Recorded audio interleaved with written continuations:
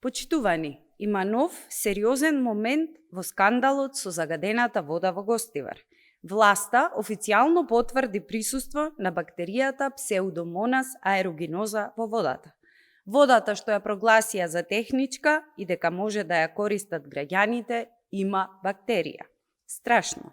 Тоа значи дека граѓаните на Гостивар се капеле со бактерија која представува ризик по здравието.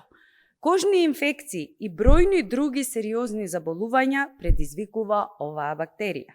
Ова е врв на институционалниот колапс и уште еден здравствен скандал. Системот на Мицковски и Клековски целосно потврли во својата основна задача.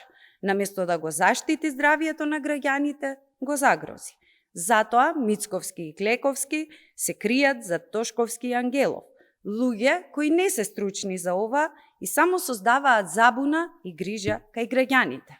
Се уште владата не достави официјален документ со кој се потврдува дека водата што граѓаните на Гостивар ја користат повеќе од една недела е технички исправна. Единствена потврда беше изјавата на Мицковски.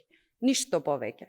Со признанието за присуство на бактерија се потврдува дека капењето не било дозволено, а граѓаните не биле информирани.